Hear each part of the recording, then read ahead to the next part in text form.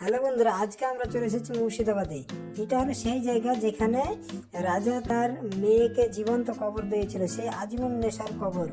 অর্থাৎ এটা একটা মসজিদ ছিল, সেই মসজিদের নিচেই তাকে কবর দেওয়া হয়। এখানে আমরা প্রথমে ঢুকে যাব এবং প্রথমে আমরা কবরটি দেখব। সেই কবরটি হলো সেইটি যেটি একদম সিঁড়ির নিচে করা আছে। এই যে আপনারা যেটা দেখছেন, এটাই হলো সেই আজীবন নেশার কবর।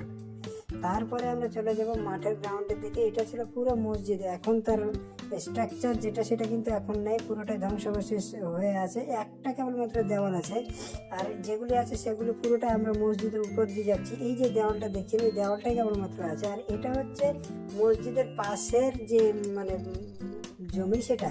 তারপরে এগুলি দেখতে পাচ্ছেন, এর পুরো লাইন করে একদম পুরো এরিয়া দিয়ে একদম ফুলের গাছ দিয়ে সাজানো আছে, বিশাল বড় মসজিদ। আর তারপরে এই দিকটাতে আমরা দেখতে পাবো কিছু মানে গুহার মতন। এই দিকটা আর যেদিকে কবর আছে সেই দুই দিকে প্রায় একই রকম, অনেক মানুষের ভিড় এখানে। আমরা এখন দেখছি যে ওই যে মেন কবর তার সামনে দিকে একটাই কিন্তু কবর আছে। এটা কার কবর আমি ঠিক জানি না, বলতে পারবো না। তা আমাদের এখন এটা ঘোরা হয়ে গেল, আমরা এখন বাড়ি চলে যাবো।